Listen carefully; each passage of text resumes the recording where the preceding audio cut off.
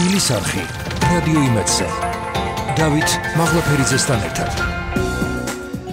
მოგესალმებით, მადლობა რომ გვისმენთ მთელ საქართველოში და გვიყურებთ პლატფორმებზე იმედი.jim, აი ვიდეოჯი, ასევე მაგთის IP ტელევიზიით 53 არხზე და რადიო იმედის Facebook გვერდზე.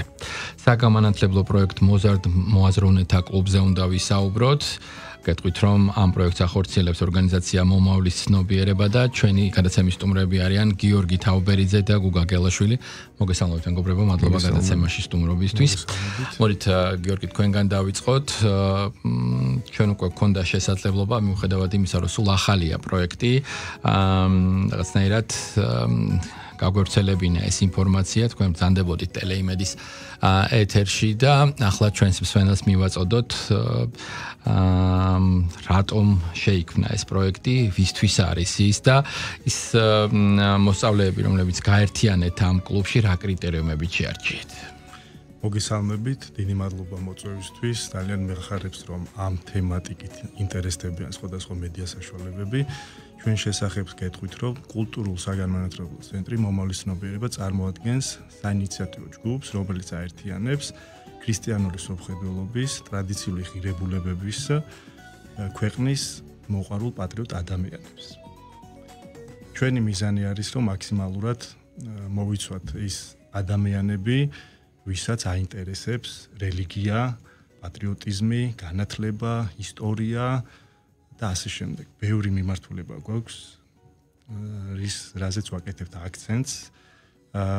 ეს ამ გუნდის შექმნის იდეა იყო ჩემი, მე მეკუთვნის ამის ინსპირაცია იყო ის, რომ მოგეხსენებათ სამწუხაროდ ფსევდოლიბერალური ძალები ამ ბოლო პერიოდში ძალიან გააქტიურდნენ, ძალიან გვიტევენ, ებრძვიან ჩვენს მენტალობას, კულტურას, ეკლესიას და ისე სამწუხაროდ კარგად ახერხებენ თავის იდეოლოგიის თავზე მოხვევას ამ ჩვენი ახალგაზრდების მიმართ, რომ სამწუხაროდ ახალგაზრდების რაღაც რაოდენობა ამ პროპაგანდაში ეხვევა.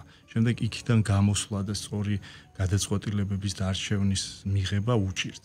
ჩემი და ჩვენი იდეა არის, რომ აი ამ რაც ჩამოთვალე ამ ფუნდამენტებზე დაყრდნობით, მაქსიმალურად კარგად მივაწოდოთ განათლება, ცნობიერება და კულტურა რომ ამაღდეს ამ ადამიანებში. თავისთავად ხვდებით, რომ მოზარდები, რომელიც შეირჩა, მათ უნდა აინტერესებდეთ ეს თემები. მოდით გითხარით, რა კრიტერიუმებით მოძებნეთ ეს ახალგაზრდები, რამდენადაც ვიცი ორი სალექციო თქვათ კურსი უკვე შეხვედრა უკვე ჩატარდა და ასევე მაშინ როცა თქვათ გვაქვს სურვილი რომ რაღაცნაირად არაფორმალურ გარემოში შესაძლებლობები გავაჩინოთ, რომ თქვათ მსჯელობის დისკუსიის თქვათ შესაძლებლობა იყოს, რამდენად მნიშვნელოვანია, რომ აი ახალგაზრდები ამ ფორმით მხოლოდ თქვათ კონკრეტულ რაღაცა საკითხს კი არ განიხილავდნენ, არამედ ერთმანეთთან თქვათ კომუნიკაციასაც ცდილობდნენ და მე ვფიქრობ, რომ თქვენი ეს შეხვედრები ხელს ამასაც უწყობს. თბილისის მასშტაბით არის. და მოდით გითხარით, როგორ შეირჩნენ ეს მოზარდები. მოგახსენებთ ეხლა რაც თქვი, ეს იყო ზოგადი ჩვენი კონცეფცია, ხედვა. კონკრეტულად ეხლა თბილისის მასშტაბით გვაქვს ეს პროექტი, ვისარგებლებ შემთხვევით და დიდ მადლობას მოვახსენებ თბილისის მერს ბატონ კახი კალაძეს და სამსახურის უფროს, კულტურისა და სპორტის სამსახურის უფროს ირაკლი გვილავას. თბილისის მერის დაფინანსებით ხდება 4 თვიანი პროექტი. შევარჩიეთ სხვადასხვა სკოლების რამოდენიმე ახალგაზრდა, სხვადასხვა სეგმენტიდან სოციალურად დაუცველები, წარმატებული მოსწავლეები, ვისაც პრობლემა აქვს და ჩამორჩენა აქვს განათლებასთან. ჩვენი ერთ-ერთი დამფუძნებელი გახლავთ გიორგი თაურთქილაძე, რომელსაც პირადი კომუნიკაციები ჰქონდა ამ უწყებებთან, მასწავლებლებთან, დირექტორებთან და ეს ბავშვები მოვიწვიეთ ჩვენს პროექტში, ორი აქტივობა ჩატარდა. გვაქვს ამ კონკრეტულ პროექტში 3 მიმართულება. სოფლიოსა და საქართველოს სალექციო კურსი ისტორიის მიმართულებით, გვაქვს ფილმის ჩვენება და შემდეგ დისკუსიები და მსჯელობა და გვაქვს თბილისის მასშტაბით უფრო აქცენტია ძველ თბილისზე გაკეთებული ექსკურსიები და ძალიან საინტერესო აქტივობები რა და ანუ მხოლოდ როგორც მე ვხვდები აუდიტორიული შეხვედრები არ იქნება ასე ვთქვათ გასვლით ღონისძიებებსაც გეგმოთ და როგორც წესი ეს კიდევ უფრო მეტად აინტერესებთ ხოლმე მოზარდებს ადგილზე ნამდვილად ეს მათთვის უფრო მიმზიდველი საინტერესოა სხვადასხვა ბავშვები ერთმანეთთან კომუნიკაციაში შედიან ძალიან მოწონთ ჩვენი გარემო მოწვეული ლექტორები ჩვენი ლექტორებზეც ვიტყვი ორ სიტყვას გაახლავთ მიხეილ ბახტაძე ისტორიკოსი და დავით თონიანი ფსიქოლოგი რომელიც უძღვებიან ამ ორ მიმართულებას საისტორიო და ფილმების გარჩევას და შემიძლია ვთქვა რომ ეს ორი აქტივობა რაც ჩატარდა ბავშვები ძალიან კმაყოფილები და მადლიერები არიან ძალიან ჩვენთვისაც დამატებითი სტიმულია რომ შემდეგში უფრო გავაქტიურდეთ.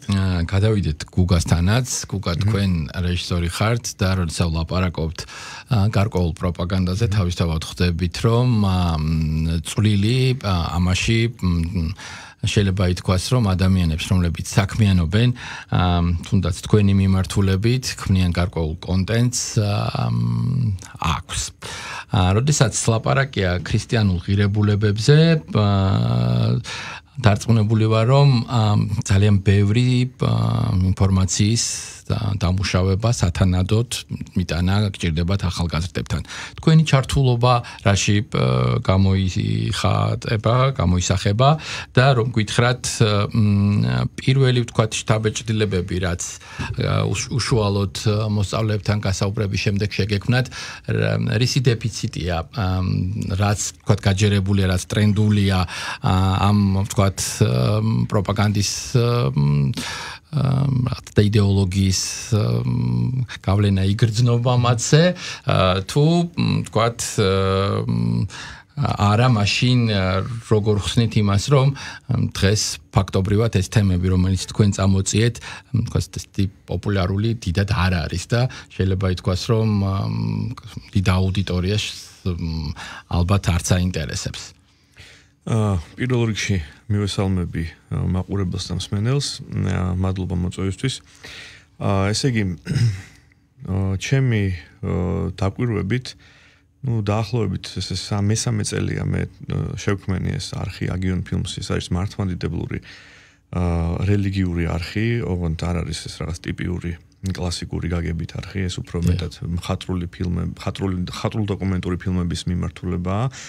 გეგმავთ სამომავლოდ პოდკასტების სერიებსაც, შეხვედრებს სხვადასხვა სასულიერო პირებთან, გსურს რომ ახალგაზრდები და სასულიერო პირები შევახვედროთ ერთმანეთს, რაღაცა ჯანსაღი მსჯელობა, დისკუსიები გაიმართოს, თუნდაც ისეთ მტკივნეულ თემებზე, რომელზეც ხშირად ვერ ვსაუბრობთ ხოლმე, ესე არ გვაქვს ამის საშუალება და ვფიქრობ, რომ ეს რაღაც კუთხით ცოტა მეტ ინტერესს გააჩენს ამ მიმართულებით. ძირითადად რაც შეეხება ახლა დაინტერესებას, ძალიან ძლიერი გავლენა იქონია, რა თქმა უნდა, თანამედროვე ფსევდოლიბერალურმა პროპაგანდამ მთელი მსოფლიოს მასშტაბით, ეს მოგეხსენებათ დაიწყო ადრეულ ალბათ უფრო აქტიურ ფაზაში 60-იან წლებში, შემდეგ შეწყდა, შემდეგ ისევ წამოვიდა ამერიკაში და ამ მოვლენებს რეალურად ვაკვირდებით, ხო? ანუ უყურებთ ისტორიას, საიდან წამოვიდა, შემდეგ 2009-ში ბარაკ ობამას შემდეგ ისევ გააქტიურდა, ძალიან აქტიურ და აგრესიულ ფაზაში გადავიდა. შემდეგ ისევ შეიცვალა მთავრობა, მაგრამ შემდეგ ისევ დაბრუნდა და ბოლო, ასე ვთქვათ, ყველაზე ძლიერი კუდის მოქნევა იყო უკვე ბაიდენის ადმინისტრაციის დროს და ძალიან ძლიერი გავლენა მოახდინა თან. ნიშანდობლივია ის ამბავი და ხაზგასასმელია, რომ ყველაზე დიდი გავლენა მოახდინა ამ ბოლო პერიოდში, იმიტომ რომ ისეთი თაობები დაემთხნენ, სადაც უკვე აზროვნების და ასე ვთქვათ ჩამოყალიბების ფორმირებაში იყვნენ ახალგაზრდები და ძალიან შეცვალა უცებ ახალგაზრდობა და კი, აი ამას ვგულისხმობ ზუსტად, რომ შეიძლება ეს თემები პოპულარული არ იყოს თქო. Როგორ ფიქრობთ, ამგვარი ტიპის აქტივობები რამდენად შეცვლის ამ რეალობას და თქვათ რისი მიღწევაა შესაძლებელი, თუნდაც იმ 60-ოდე მოსწავლეს აუხსნათ ისტორიაზე, ფაქტებზე, თქვათ დამყარებული მოცემულობა და აღმოჩნდა, რომ მხოლოდ ეს არ არის, ხო, იქ რეალურად შესაძლებელია, რომ თქვათ თეორიის თქვათ ნაწილის შემდეგ უკვე პრაქტიკულად, ანუ ღია სივრცეში თქვათ ერთგვარი ექსკურსიის ფორმატში შესაძლებლობა გქონდეთ, რომ ადგილზე ნახონ ის, რაზეც საუბრობთ. ეს მე ვიტყოდი უფრო, რომ ჯერ საპილოტე ფაზაში ვართ, 60 მოსწავლე ძალიან კარგია, რა თქმა უნდა, თითოეული ადამიანი ძალიან მნიშვნელოვანია, თითოეული ადამიანის ჯანსაღ გზაზე დაყენება. თუმცა ეს ჯერ ზღვაში წვეთია და იმედ ვიქონიებთ ჩვენ და გვაქვს იმის იმედი, რომ ეს 60 ბავშვი გახდება 60,000-იც და მეტიც და ასე შემდეგ. თუმცა პრობლემა და სირთულე მდგომარეობს იმაში, რომ ფართომასშტაბური პროპაგანდა გაიარა ამ თაობამ, ახალგაზრდა თაობაზე განსაკუთრებით საუბარი. ძალიან დიდი რესურსები დაიხარჯა ამაში და შესაბამისად საპირისპირო ჯანსაღი პროპაგანდა რომ გავწიოთ ჩვენ, პროპაგანდა რაღაც ცოტა ცუდად ჟღერს, მაგრამ სხვანაირად ალბათ არ ვიცი, აგიტაცია არ ვიცი. ჩვენ რომ გავწიოთ ამის საპირისპირო გვესაჭიროება ძალიან დიდი რესურსები, გვესაჭიროება ძალიან ბევრი ხალხი, ასე ვთქვათ, ჩვენნაირი, ასე ვთქვათ, გუნდები უნდა შეიქმნას ძალიან ბევრი. უნდა იყოს ძალიან აქტიური მუშაობა ამაზე. ამიტომ მე სადღაც 3 წლის წინ ზუსტად ეს იყო ჩემი იდეაც აგიონ ფილმსისაც, რომ ფართო მასშტაბზე გავსულიყავი და სხვათა შორის არ ვიცი, მე მგონია, რომ ნორმალური შედეგით მივდივარ, ჩემი გადაღებული ფილმების ნაწყვეტები, შორტები თუ მთლიანი ვერსიები საკმაოდ მაღალი ნახვებით გამოირჩევა, 200-300,000, 1,200,000 ნახვებით და ასე შემდეგ. ეს ცოტა საინტერესო თემებს შევეხეთ, იყო თქვათ ის დღევანდელი მოვლენები და ეს თქვათ ბიბლიური წინასწარმეტყველების პარალელები ძალიან კარგად იმუშავა ამ მიმართულებით ამ ვიდეოებმა და ძალიან საინტერესოდ წამოვიდა მაყურებელი და რაც შეეხება ახალგაზრდებს ვაკვირდები და მატულობს ბოლო რამდენიმე თვეა სტატისტიკაში მოდის უფრო მეტი ახალგაზრდა, ანუ 18-დან 25 წლამდე იყო დაახლოებით 2% ნახევარი მაყურებელი და დღეს უკვე არ ვიცით, სოფლიო და გეოპოლიტიკური ვითარება რო იცვლება, მე მგონი ამას ნელ-ნელა მიყვება უკვე ახალგაზრდობაც და ხვდებიან, რომ ისე აღარ იქნება როგორც ადრე იყო, ესე მარტივი აღარ არის. შესაბამისად ის დაფინანსებებიც რო წყდება, მათი ეს თქვა დონორებისგან მოგეხსენებათ ხლა ადამიანი მაინც მიდრეკილია რაღაც ფინანსური ინტერესებისკენ და ძალიან ბევრი სამწუხაროდ ბევრი დაჯგუფება ასეთი ფინანსური დაინტერესების გამო ახორციელებს ამ პროექტებს, ხო? ანუ ეს NGO-ები და ასე შემდეგ, ხო? შესაბამისად ეს სათავეები რო სუსტდება, მათი უკვე მიმდევრებიც ნელ-ნელა ხვდებიან, რომ რაღაცა სხვა ამბავია აქ და ცოტა სიფრთხილე მართებთ. ალბათ ეს არის, არ ვიცი. იმედი გვაქვს ჩვენ, რომ რაღაცნაირად შეიძლება, მაგრამ თუ ჩვენ არ გავაძლიერეთ, ასე ვთქვათ, ჯანსაღი აზროვნების და ჯანსაღი მიდგომის ქრისტიანული ღირებულებებისკენ სწრაფად თუ არ გავაძლიერეთ ჩვენ ვერაფერს ვერ მივიღებთ, ისევ დაბრუნდება სადღაც არ ვიცი, არის სამის შანსი ხო, რომ ისევ ლიბერალები მოვიდნენ სათავეში მსოფლიოში და გლობალიზაცია ისევ განაგრძობს. ეს შეუჩერებელი ამბავი შეიძლება გახდეს, ამიტომ ვფიქრობ, რომ უნდა დაუპირისპირდეთ დროულად. გიორგი, რა გვაჩვენა უკვე იმ ორბან შეხვედრამ, რომელიც შედგა, როგორ ფიქრობთ, თქვენ კი ამბობთ, რომ საპილოტე და პარალელურ რეჟიმში, თქვათ, ფიქრობთ, როგორ შეიძლება განვითარდეთ სხვადასხვა მიმართულებითო, მაგრამ რა კონტურები გამოიკვეთა საიმისოდ, რომ თქვათ, რაღაც კიდევ განსაკუთრებული, თქვათ, ელფერი შემატოთ ამ პროცესს და რაც მთავარია დაინტერესება გაზარდოთ ახალგაზრდების. მიუხედავად იმისა, რომ ძალიან მცირე მოცემულობა გვაქვს პერიოდში, ორი აქტივობა, მაინც ასიხარულო ამბები გვაქვს, რომ ამ ბავშვებთან უშუალო კომუნიკაციაში რო შევდივარ, ძალიან ბედნიერები, ძალიან კმაყოფილები არიან და ბევრი რამ ესეთი აღმოვაჩინეთ, რაც აქამდე არ ვიცოდით, რაც დაუშვათ წიგნებში, სასკოლო პროგრამებში არ წაუკითხია და ჩემთვის ეს ძალიან სასიხარულოა, რომ ბავშვები კმაყოფილები არიან და გვაძლევს იმის საშუალებას, რომ ვიფიქროთ სწორი მიმართულებით მივდივართ ამ ეტაპზე. ძალიან ვთხოვენ, რომ კიდე გავაგზავნოთ ეს აღნიშნული პროექტი და არ იყოს მხოლოდ 4 თვიანი, ამ ბავშვების დიდი სურვილია. და ძირითადად ამ ბავშვებიდან გამომდინარე ხვდებით, რომ დროული და საჭირო იყო ეს ყველაფერი რა. სამიზნე აუდიტორია, რომელზედაც მუშაობთ, რომელზედაც გადიხართ, ხვდებით ალბათ, რომ ფაქტობრივად გაჯეტის გარეშე არის წარმოუდგენელი, ხომ? ყველა მათ შესაძლოა პრომეტად განვითარებული უნარებით გამოირჩევიან, ვიდრე ჩვენ, ამიტომ ყველაფერი აინტერესებთ, რაც ხვდებათ და რასაც თვალყურს ადევნებენ სხვადასხვა პლატფორმებზე. აი ამ მოცემულობის გათვალისწინებით, გუგა, როგორ ფიქრობთ, რა უნდა გაკეთდეს აიმისოდ, რომ მათი ინტერესი დაკმაყოფილდეს? ნახეთ, გარკვეულმა ალგორითმებმა, თუნდაც TikTok-ის ალგორითმებმა და კვლევაც იყო გამოქვეყნდა ამასთან დაკავშირებით, რომ თითქოს 1 წუთამდე ესეც ბევრია კი ბატონო, რაღაცნაირად მიცად შესაძლებლობა, რომ გაუძლონ იმას, რასაც მოკლედ უყურებენ და რასაც ამუშავებს, ხო, ადამიანის გონება, მოზარდის გონება. დაუსრულებელი ხანგრძლივი პროცესი ამ ძალიან სწრაფ დროში მათთვის ცოტა დამღლელია. ამიტომ ერთის მხრივ თავად თქვათ კონტენტი უნდა იყოს საინტერესო, მერე დროში კარგად ადაპტირებული, მოქნილი და ნუ ინტერესი სფეროა ძალიან მნიშვნელოვანი. რასაც ისინი იქ ვერ მოძებნიან, ვერ გადააწყდებიან, ვერ დაგუგლავენ, მაგალითად თუ რაღაცნაირად ნახავენ იმისთვის უნდა მოვიდნენ თქვენთან. თავის მხრივ ხა ეს არ არის მარტივი ამოცანა. როგორ ფიქრობთ, რომ გაუძღვებით ამ საქმეს? იცით რა, საკმაოდ დიდი გამოწვევა, რომ ეს სიღრმისეული თემატიკები, ეს ვთქვათ რელიგიური, ისტორიული თუ ასე შემდეგ მოხდეს ამის კომპრესირება 30 წამამდე და 1 წუთამდე ვიდეოებში და ამ შორტების მიხედვით ვიმოქმედოთ ძალიან რთული გამოწვევა, იმიტომ რომ ძირითადად აი TikTok-ი ვახსენეთ ხო, Instagram-ი და ასე შემდეგ.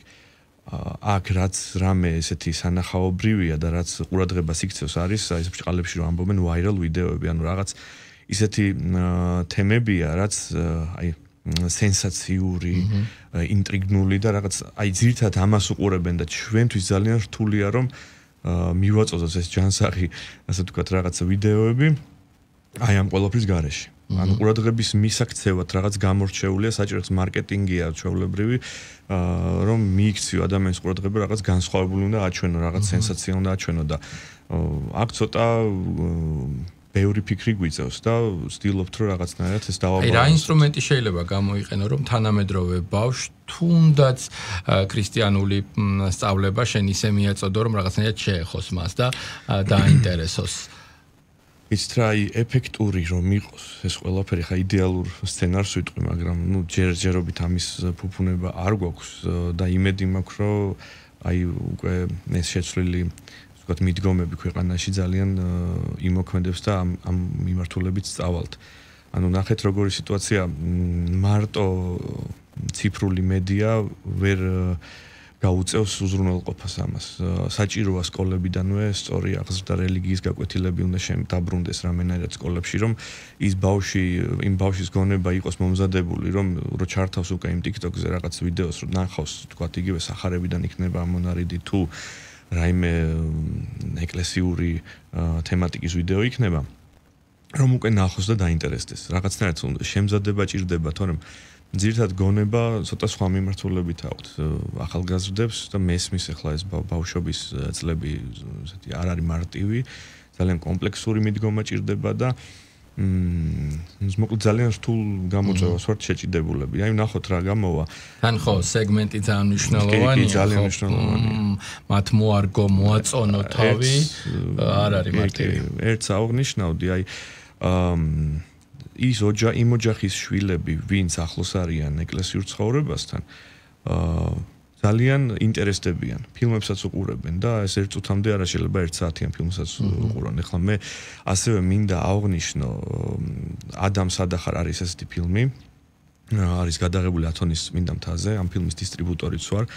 და საქართველოში 10-ზე მეტი კინოჩვენება მოვაწყე უკვე და ახალგაზრდებთანაც მქონდა ეს ფილმის ჩვენება და იმ ახალგაზრდებთან სადაც ასე ვთქვათ ეკლესიასთან მეტი ურთიერთობა ქონდათ იმათი დაინტერესება ფილმით რა თქმა უნდა ბევრად მეტი იყო ბევრად მეტი ემოცია იყო რაღაცა ცრემლის გარეშე ვერ უყურებდნენ და იმ ახალგაზრდებთანაც ვიყავით სადაც არანაირი მსგავსი თემა არ შესულა დღის წესრიგში იმათგან ცოტა ეჭვის თვალით ყურება დავაფიქსირე ფილმის სრულობის დროს და ანუ ეს მოქმედებს აშკარაა სად გაიზრდება როგორ გაიზრდება ახალგაზრდა და რა წიაღში გაიზრდება ეს ეკლესიის შიგნით იქნება თუ ეკლესიის გარეთ ამიტომ ვფიქრობ რომ კომპლექსური მუშაობა მოგვიწევს და თუ ქვეყანაში რა თქმა უნდა შენარჩუნდება ეს კურსი ღვთისწყალობით და თუ ეს ყველაფერი ესე გაგრძელდება რა თქმა უნდა მე ვფიქრობ რომ სხვადასხვა მხრიდანაც შემოეშველება უკვე სტრუქტურები და რაღაცა იქნება. მოდით ვისაუბროთ რა გაფართოება რა მიმართულებები შეიძლება პავოს ამ პროექტმა, რაღაცნაირად გეგმები თუ არსებობს უკვე და დავასრულოთ საუბარი ჩვენი დრო იწურება. აი გუგა მახსენა რომ სწორად ვითარდება აი პოლიტიკური და სუვერენული მდგომარეობა ძალიან მახარებს რომ ჩვენ მივხვდით რომ რაღაცა არ გამოგვადგება ყოველთვის ვიღაცის ჩექმის უკაცრავად ასეთ გამოთქმაზე ჩექმის ქვეშ ყოფნა ან რაღაცა ვიღაცის ფარდის ქვეშ ყოფნა რა ჩვენ გვართ იდეალური ერი რომელსაც პატარა ერი მაგრამ ძალიან გამორჩეული ძალიან მაგარი ადამიანებით ჩვენ გვინდა სწორი ღირებული ფასეულობების შერჩევა და ამ მიმართულებით განვითარება რა და როდესაც ღმერთი სამშობლო და ადამიანი იქნება პრიორიტეტული და განათლებული ახალგაზრდები ჩაერთვებიან ამ გლობალურ პროცესში მივიღებთ ძალიან კარგ შედეგებს როგორც ზოგადად ქვეყნის მიმართულებით ისე ინდივიდუალურად მე იმედი მაქვს რომ ამ ჩვენს ინიციატივას ამ ჩვენს ამოწყებას გამოხმაურება მოყვება როგორც სამთავრობო ასევე სამოქალაქო კერძო სექტორიდან ჩვენ მზად ვართ ყველაფერი განვიხილოთ, ვითანამშრომლოთ ნებისმიერ სტრუქტურასთან თუ ნებისმიერ ინდივიდთან და იმედი მაქვს რომ ეს ჩვენი გამოწყება მიიღებს ძალიან დიდ, კარგ მასშტაბებს. წარმატებებს გისურვებთ, დიდი მადლობა. გიორგი თაუბერიძე, გუგა გელაშვილი, ჩვენი სტუდიის სტუმრები, ჩვენ შეგახსენებთ რომ საუბრობთ საგამანათლებლო პროექტ მოზარდ მოაზროვნეთა კლუბზე. მადლობა უთხრათ ჩვენს მსმენელს და მაყურებელს დათმობილი დროისთვის.